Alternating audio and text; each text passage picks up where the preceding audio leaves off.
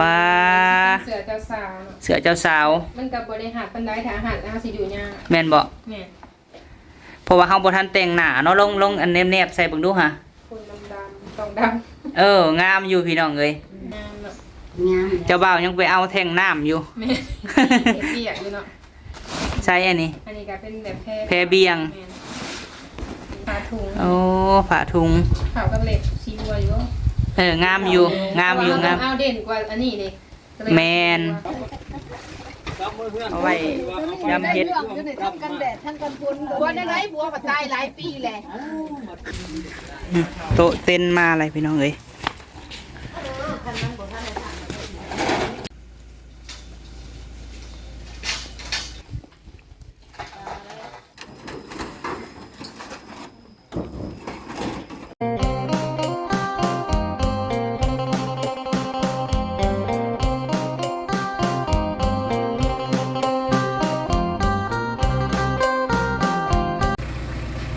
กราบสบายดีพ่อแม่พี่น้องสุขุสุคนเด้อพี่น้องเนาะพบพ่อบ่าวพามี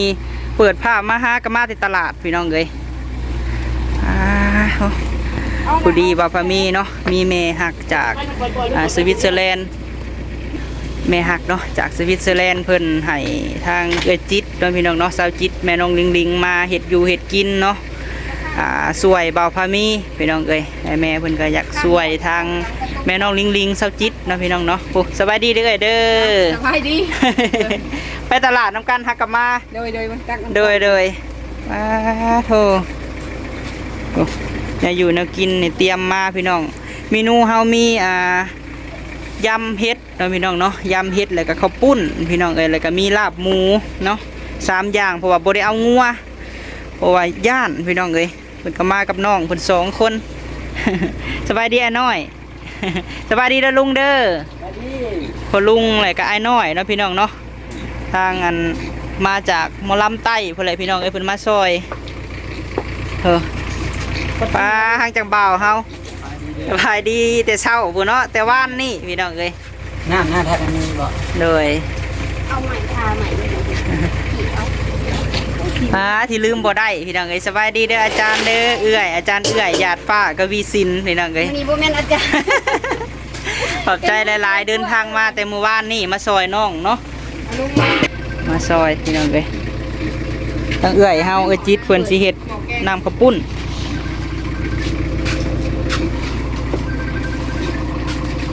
ผู้วงสบายดีเด้อล่ะมาซอยกันป้าหักว่าที่เจ้าสาวยังบ่ได้พักผ่อนซ้ำเนาะล่ะเนาะทุกกระลึกอยู่ชื่อมาเลยได้นางเลยได้หายอยู่หันเบิ่งดูไปสิหายบ่แม่นต้นนะฮะมาแต่เช้าบนนั่นล่ะเนาะไปแต่เช้าหากลับมาลายมืออะไรซุ่มเฮากันตั้งแต่เดือนเมษาเนาะมาหอดมื้อนี้พี่น้องเอ้ยกับน้องบอกเก่งเพิ่นแน่ไปซะเฮาไปเอากระถางไปซะปะไปหาทางมันออกเขื่อนนี่แต่ว่าสั่งน้ำเลยเนาะ2 ถังนั่นล่ะโอ้ไปขอไปกับบอกเก่งเด้อสารตีเอาไปเนี่ยไป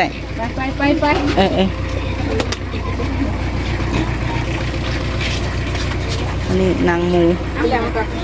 ส่งก่อน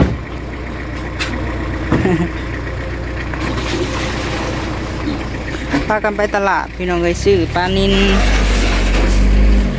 นี่เนาะเห็ดลาบหมูแน่เพราะว่าทางแม่แก้วเนาะคนซอยมาทางเบาจิตพี่น้องเลยขอบคุณแม่แก้วหลายๆเด้อเนาะที่ว่าซอยลูกละตีงานลูกละตีในครั้งนี้เนาะแล้วก็ขอบคุณแม่ใจดีเนาะจากสวิตเซอร์แลนด์พี่น้องเลยขอบคุณพ่อหักจาก USA เนาะเป็นให้บ่าวพามีซอยเรือเข้ามาพี่น้องเลยเดี๋ยวไปเบิ่งทางหน้าก่อนเพราะว่าเพิ่นสิเอาเต็นมาให้เนาะเบิ่งแต่ว่านี่พี่น้องเอ้ยบ่าวพามีก็ได้เอาอดเอาเนาะพี่น้องเนาะนี่ก็เป็นด้านหน้าอันนี้เป็นอันนั้นพี่น้องเอ้ยบอนตำหมักหุ่งเนาะตำหมักหุ่งก็ยังสิแปลงจัดแจงอยู่เพราะว่าเฮาคนหน่อยแล้วก็สั่งอันนี้มา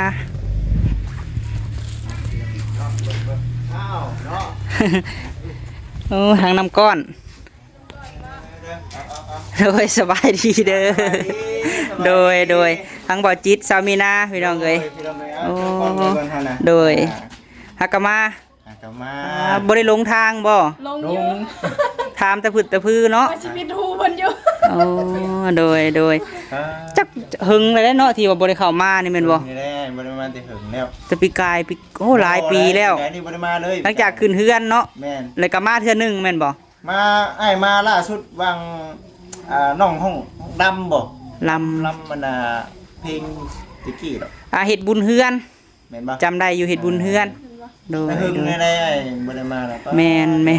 วันนี้มันมีการเปลี่ยนแปลง เปลี่ยนแปลงให้ต่อออกหันนี่ได้เลาะเบิ่งเลยบ่ โดยเอาอ้ายเชิญตามสบายเนาะ โอเค โดย โอเคไปเลยอันนี้คือแบบบัดถุงเลยบ่เนาะ อันทางในน่ะเบิดเลยทางในน่ะ แต่ว่าตัวนอกนี่ยังบ่มี ทางในอันใส่เย็นเบิดเลยทางในอันเดียว อันเดียวเพ่ไปเลย แม่น โอ้มันก็เย็นเบิดอยู่บ่ เย็นเบิดอยู่ทางในถ้าว่าเฮาเอาประตูอัดเข้าเบิดน่ะเย็นเบิด โอเค โดยตามสบายได้เด้อ โอเคเนาะ ห้องครัวกับทั้งหลังพุ่นแหละ เนาะ ทางเบาจิตพี่น้องเอ้ย เนาะ โอ้เข้ามาทางพี่ก่อนบานนี้ มาทางคุณยายพี่ก่อนเนาะปาโทสบายดีเด้อ โดยสบายดี คุณยายโอ้เนาะมาพร้อมหน้าพร้อมตากัน มืองามยามดีมืออื่นเนาะไม่ตู้เนาะมาห่วมคำคูณน้ำน้องละตีโอ้ข้างในก็ได้ สบายดีเด้อโดยเอาพี่น้องเอ้ยผู้ว่าที่เจ้าสาวแพ้ละตีเบิ่งเราไปเฮ็ดเล็บมาบ่ มันบ่ซึ้งเลย บ่ซึ่งโยเนาะเฮ็ดเล็บผัด แต่มาเฮ็ดเวียก เฮ็ดเวียกพี่น้องเอ้ยเอาอดเอางานนี่เจ้าสาวก็สู้ชีวิตพี่น้องเอ้ยให้กำลังใจเจ้าสาวในเด้อเนาะแม่เนาะเอายับมาใกล้ๆร้านสาวมึงดูห่ะ แป้งพันพัดนึง เป็นจังไดดีใจอยู่บ่ ดีใจ เนาะร้านสาวหัวแก้วหัวแหวนพี่น้องเอ้ย มืออื่นก็สิได้เป็นเจ้าสาวเลยมี FC ว่าละตีเอ้ยว่าพักผ่อนในเด้อว่าพี่น้องเอ้ยจักสิว่าเนาะใดเนาะล่ะเนาะตั้งแต่อันเริ่มว่าสิเกียมงานก็ยังบ่ได้พักผ่อนจักเทื่อพี่น้องเอ้ยผู้สบายดีเด้อ ทางพี่น้องมาแต่บ้านพี่น้องเอ้ย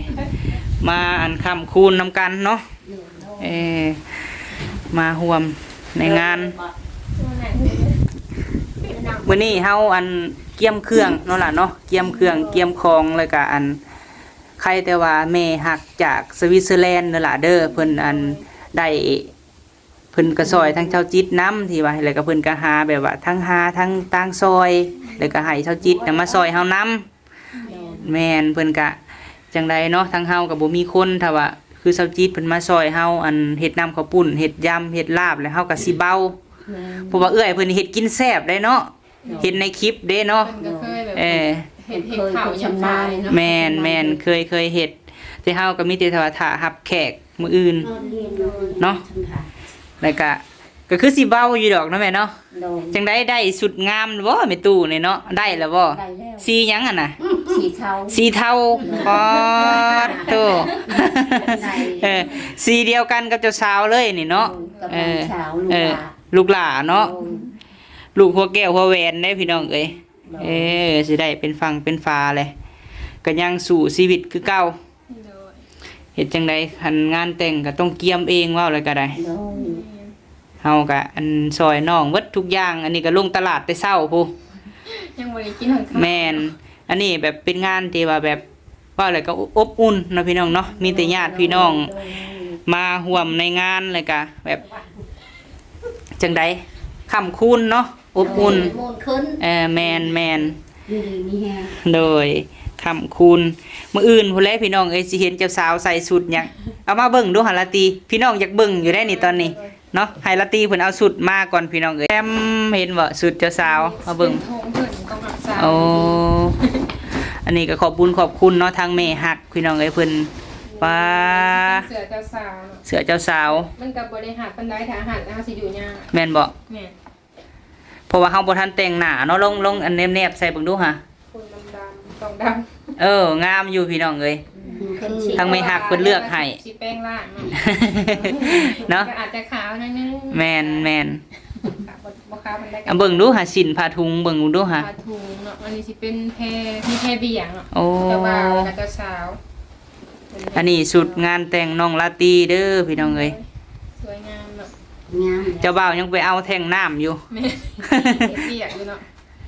ใช่อันนี้ อันนี้ก็เป็นแบบแพร แพรเบียง แม่นผ้าถุง โอ้ผ้าถุง ขาวกับเหล็กสีบัวอยู่ งามอยู่งามอยู่งาม เอาเด่นกว่าอันนี้นี่ก็เลย แม่น เพราะว่าแม่เพิ่นก็โอ้ว่าเลือกให้งามแล้วว่าลูกเอ้ยเพิ่นว่า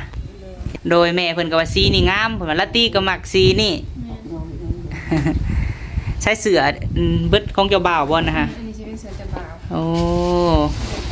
อันนี้เป็นเสื้อเจ้าบ่าวว่าพอดีบ่ลาตรี ก็อาจจะใหญ่หน่อยหนึ่งเพราะว่าเพิ่นแป้งหายไป3 นั่น โอ้ เพิ่นกระยันแพรเสือเพิ่นนั่นที่ เออ เพิ่นแป้งเขาให้บ่ลายกันได้ เบิ่งพี่น้องเอ้ย งามเลย งามเลยเนาะพอดีสุดกับผ้ากั้งนี่คือกันเลยเนาะ แม่ กับสีบัตรเชิญงานแต่งพี่น้องเอ้ย งามแล้วบัดนี้ ว่าเป็นงานมงคลเนาะก็ใส่สีแบบนี้แหละ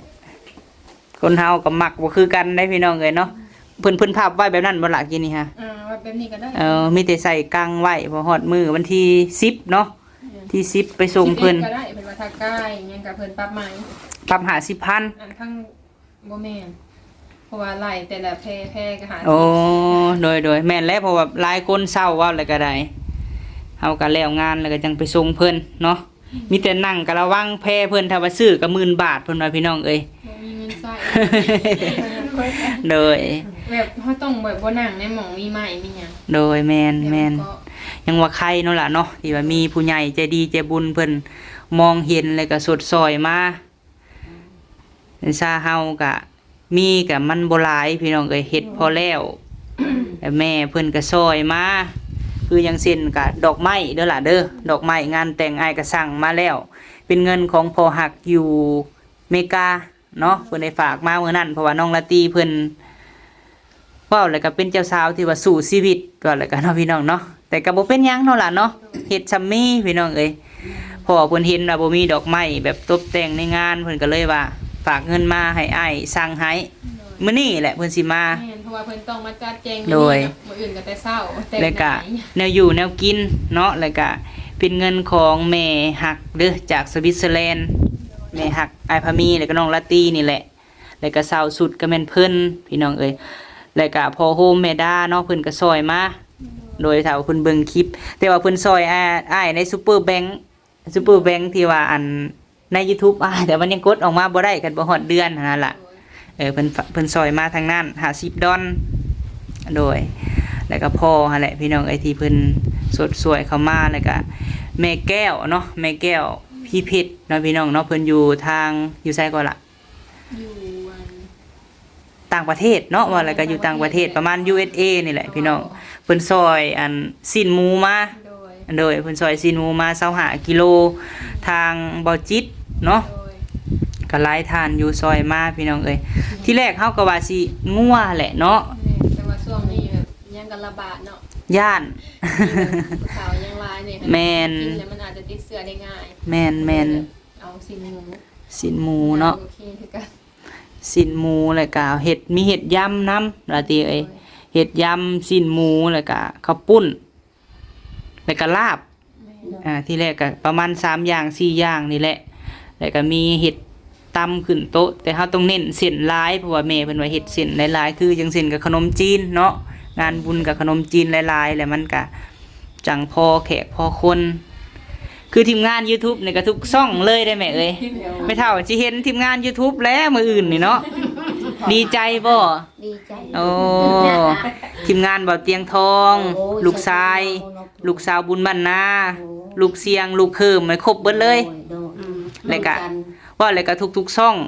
บุญมา ที่ว่าเพิ่นเคยซอยสาวบุญมาก็มี เจกึมเพิ่น มีครบเบิดเลยเนาะว่าแต่แม่เฒ่านี่สิไหวอยู่บ่พรลำวงงานดองลองลูกสาวนี่ จักหอบจักใดเนาะ ให้ลูกนี่แหละออกไป ให้อ้องเนาะ แม่น ป้าพี่น้องเอ้ย รุ่นเปใช่ลังรุ่นบอลลูน อันเต้นลำวงนี่ลูกบ่ได้ก็รุ่นอ้องใส่หลังบ่ แม่น ป้าโธ่พี่น้องเอ้ยสิได้เห็นแม่เฒ่า โดย ม่วนแล้วเนาะ มีความสุขเก็บไว้โลดล่ะแม่นแหละของเพิ่นพับมาจบเจือใส่กั้งไว้ก็ได้อันคือมืออื่นเนาะเพิ่นอันส่วน FC ถามมาพี่น้องเอ้ยเนาะเรื่องที่ว่าเฮ็ดแต่งหน้าเฮ็ดผมกะทั้งเอื้อยเนาะเอื้อยบ่าวพามีเพิ่นอยู่ห้านอันแต่งหน้าหรือว่าห้านถ่ายรูปเพิ่นก็สิมาจัดดอกไม้ให้แล้วก็แต่งหน้าให้พร้อมแม่นเพิ่นมาแต่งอยู่พี่เพราะว่าเพิ่นสิมาแต่เช้าแต่งหน้าเจ้าสาวนี่ประมาณ3ชั่วโมงยังแต่งแล้วหรือว่า2ชั่วโมงมาแต่เช้าแน่มีแต่ว่าไม่เท่าก็พักผ่อนในเพียงพอเพราะว่าทุกอย่างก็ลูกหลานก็เฮ็ดเบิดแล้วเนาะดีใจบ่มาพร้อมหน้าพร้อมตา คันว่าลูกหลานบ่ได้แต่งดองแต่งหยังก็บ่ได้เห็นกันเนาะเพราะว่ามันไกลมาแต่อาจสะพรบ้านชาวเมืองเนาะพี่น้องไผเบิ่งคลิปใกล้กับบ้านชาวเมืองพุ่นแหละบ้านแม่เฒ่าเพิ่นก็เป็นชนเผ่าพี่น้องเอ้ยอาจสะพรพุ่นแล้วดินแดนผู้สร้างแห่พุ่นเนาะอิ่มอยู่บ่มาหาลูกหลานเหลือทั้งข่าวทั้งตุ้ย ทั้งขาวทั้งตุ้ยบ่แม่นบ่ก็บ่มีแนวติดแม่นบ่เป็นหยังคือบ่มีแนวติดอยู่ในกระเบื้องนี่บ่กะโหลนี้บ่มีขี้เถ้าติดบ่มีขี้เถ้าติดแล้วเนาะมาหาลูกหลานก็เทคแคร์แล้วเนาะไผสิให้นอนในนอกว้าวมีซำใดก็อยู่ซำน้ำกันเนาะมาเห็นกันนี่แหละเฮาก็ได้เพิ่นซอยแนวกินก็เรือปากขายโดยอยู่ดีมีแห้งสาธุบุญคำนำสู่ให้ลังมาเงินดอลลาร์ให้ลังเขาเลยโดยสาธุความมักความปรารถนาโดยเบิ่งแยงบ่ค่อยหันแล้วอยู่บ้านโดยจะพัฒนาสิ่งใดก็ให้ได้สิ่งนั้นสาธุทำก็ให้ได้อยู่บ้านเองกินเดียวกับปูแม่นบ่นอนตื่นให้จะได้เงินแสนไว้น้ำมันแม่นประมือได้แก้วมีโตนั่นบ่ต้องมาผ่านเจ้าเลยค่ะสาธุเอานกเอาละตีอ่ะให้อยู่ให้ดีมีแห้งให้ร่ำให้รวยต่อไปสาธุการมาถึงเลขกับเลข3โตเด้อ3โตพุ่นบ่ละตีหลังจากนอนเข้าพักควรเลยตื่นมานี่ถูก800 ล้านกันยังไข่นะพี่น้องเนาะเนาะโอ้มีแต่โชคแล้วบาดนี้เข้ามาได้ไปมื้อหน้าแม่นสาธุบุญคำนำสู่เลยแม่เฒ่านี่มาพี่ไก่นี่ยังบ่แตกต่างปานใดโดยปีนี้แล้วโอ้ยเห็นว่าอิ่มเต็มใจขนาดแล้วโดยเอาซะเนาะเดี๋ยวเฮาไปทางพุ่นก่อนเด้อหั่นเด้อโดยไปเลาะเบิ่งทางพุ่นก่อนพี่น้องก็ให้ผู้เฒ่าเพิ่นล้มกันพอดีว่าป้าพามีสั่งเต็นมาเนาะพี่น้องเนาะก็คือหน้าบ้านหน้าเฮือนนี่แหละพี่น้องเอ้ยเพราะว่ามื้ออื่นก็อย่าลืมมาม่วนนำกันเด้อพี่น้องเอ้ยนี่แหละบนตั้งเต็นก็ได้เต็นนึงพี่น้องเอ้ยคืออันนี้ก็คือว่าบอนสากเนาะพี่น้องเนาะผ้าสากตั้งดอกไม้เนาะพี่น้องเนาะตั้งดอกไม้ผ้าสากถ่ายรูปในตั้งก็ยังสิหามออกอยู่พี่น้องเอ้ยข้างนอกก็คือตั้งเต็นบอนรถไอจิตจอดอยู่นอกไปเลยพี่น้องเอ้ยเนาะก็สิประมาณนี้แหละต้องแบบให้สุดๆได้น้องละตีเอ้ยแบบครั้งแรกค่อยรถอย่าเนี่ยบริยินเนาะบริยินเลยบริยินนางจูงรถออกให้เพื่อนนี่แหละได้ป่ะเลยตัวได้ล่ะเอาลงบางไหนเอาอยู่นี่แล้วนี่เต็นนึงเนาะได้อยู่บ่อยู่นี่ได้มันหอมบ่เพราะว่าอันเฮาอยากให้ตั้นเลยอยู่นี่นะโดยเพราะว่าเฮาสถานที่เฮามันหอมตีสีเบิ่งหามสีพี่ว่ามันเฮ็ดได้ก็เฮ็ดโดย8 เมตรหมกความพี่พอความบ่ยก8 เมตรเลยความได้แต่ว่าเนาะโดยเพราะว่าตัวนี้น่ะสิอัดเลยว่ะโดยความนี่แหละเนาะนี่เด้โดยเห็นบ่คิดติดโดยเพราะว่าสถานที่เฮามันน้อย แบบนี้นี่ โดย ว่าอย่างไรเนาะตัวตัง โดย ตัวอย่างนี้ฉบับ ไปทำมันก่อน โอ้เจ้าบ่าวมาแล้วเด้หัน จะ ผู้ มาว่าดิ เจ้าบ่าวก็จะสาวได้สู้ชีวิตกันน่ะโอ้ย ตามตัวเนี่ยได้พี่น้องเนาะมือหนึ่งเลยไปนี่ยังให้ซอย สบายดีเด้อป้าเด้อขาดเวียกไปนั่งมาซอยลูกหลานโดย อันนั้น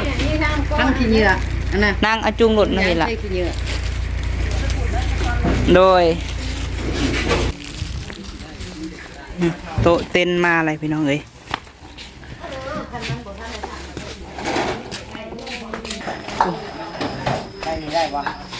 โดยนี่ไว้นี่ก็ได้ กลางมาก โดยอันนี้ก็ได้อยู่เนาะ3เนาะอยู่นี่เนาะได้อยู่บ่ ได้ โดย ดังไว้นี่เงาไว้นี่ โดย เต็มมัดทัดดัง บ่ฮักก็บ่ฮู้ เพราะมันปีมันนี่ว่าเอา อันอยู่นี่แหละมื้ออื่นกะโดยแม่น เสียบอยู่ในเลย เจ้าของเต้นก็ใจดีพี่น้องเอ้ย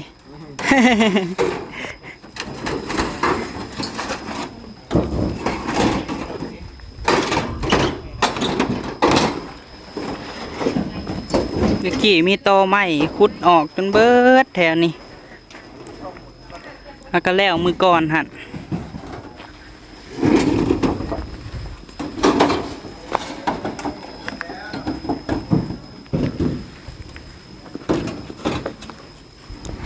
เอาโต๊ะมา30 โต๊ะ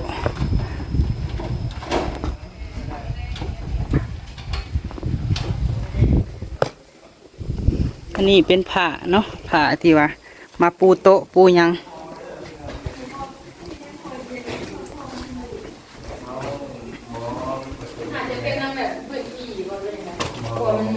หนึ่งคือขนาดเนาะบอกห้องติดกระดาษเด้ของน้องบอกว่าติดกระดาษเนาะมันอากาศมันเก่าสีเด้ของเรามันอุบก็ได้เด้ ทวารมันติดแล้วจีอันทอดเนาะนะ นะครับบัดนี้เนี่ยคือเขาต้องใช้อย่างก็เครื่องดูดอากาศเนาะเห็นไหม อันนี้กับวันติดดอกเป็นความเข้ากับวันนั้นมันได้ผู้มาคนใด ค่ะน้องพามี โดย งานเนาะ อ้าวได้น้องพามีเอ้ยเนาะ ตามสบายอ้าย เนาะ พี่น้องเอ้ยเอาเต้นมาเลยเนาะขังแดดแล้วบ้านนี้ หัวบ่ได้ได้เฮ้ยมึงฮ้อนนะนี่ไม่หัวเดี๋ยวไหนน้ำก็อยู่กันนี่เลยนะ เอามาอีกเด้อพี่จัดร้านสีที่ถึงเขาจะเข่าคุณบ่ เก่งอันเขาย่านใบไผ่นี่ตกลงมาใส่ดิ เพื่อสิกวมไปเลยบ่ กวมไม่ได้บ่ กวมเลย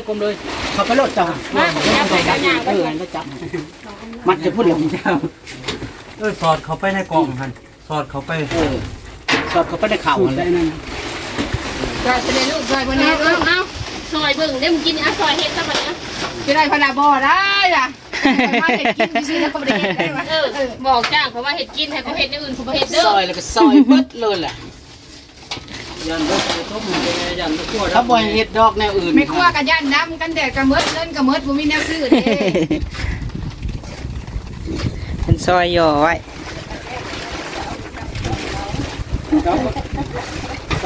เอาไว้ยำเห็ด ทั้งกันแดดทั้งกันฝนบัวได้ไรบัวก็ตายหลายปีแหละ ทางปาวีเพิ่นว่า เขาว่าลิ้นนี่แหละหรือว่าลิ้นไหนว่าความจริงเนาะแม่นแล้วบัวก็ตาย เอาจะลูกจะอยู่น้ำไผ่ที่เลยตอนนี้ ให้เรา สองคน โอ้ ใช่เบิดแล้วในเชจิตแตกไปแล้วได้สี่ถุงนี่ไม่ได้ไปลวกได้ชามหนึ่งหย่อนก็ได้ชามหนึ่งพักก็ได้ชามหนึ่งออกมาเป็น3 ชามโอเคนี่แต่คอยจะได้หมอมาเห็ดอันนี้เห็ดน้ำแจ่วด้วยนี่ค่ะหมอก็ไม่จะด้วยจำนี่เดียวนี่ค่ะ หมอ หมอเบอร์ประมาณหมอเบอร์30หมอเบอร์30 บ่มีเนาะปลาแก้วเนาะ เจ้าว่าคอยเจ้าบอกคอยเขาจะมาแต่เฮือนเจ้าผัดวางเอาแต่หมอนำแกง เดี๋ยวไปยืมมาก็ได้จักหน่อย อันนี้เป็นใส่น้ำแข็งใส่นั่นเลย หมอนี่คอยเค็ดน้ำกระปุ้น อืม ไปหาแก้ไขมา มาได้เพราะว่า ยังได้อีก2พวก เสี่ยวเป็นเพื่อนที่ดีแท้นี่เนาะผู้วงงานนี่มาซอยเสี่ยว งานหน้าได้เสี่ยวไปซอยบ่ มาสุขความ ไปนี่อีหล่ะเอาใส่มันซอยแล้วตัวหน่อย เอาดีๆได้จะเบาเว้ย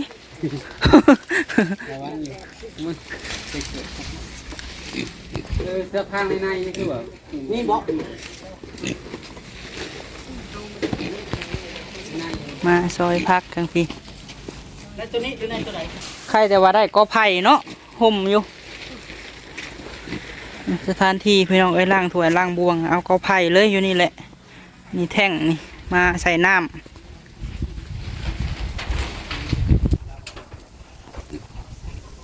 สไลด์ก็แห้งอันนั้น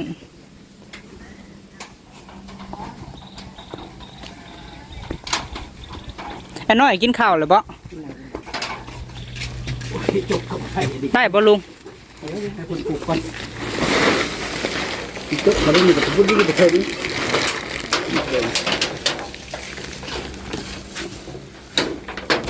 ได้แบบนี้ เสียเฮ็ด บอกคนมัดดีก็ได้นี่ อันนี้หมูยอน จะดีเลยได้บ่สั่งนี่ ด้วยจะตั้ง มันจะต่ำบ่ขันเจ้าขึ้นเทิงจะสิมัดขัน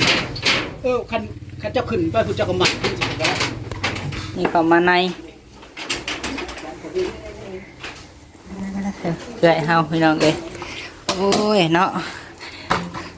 มาหาน้องทั้งทีก็ได้เห็ดเวียกเนาะ มาซอยเวียกสุดหน้าก็มาซอยไม่จ้อยเนาะสุดนี่ก็มาซอยอันดองน้องสาว สนามมาซอยรองน้องคนนี้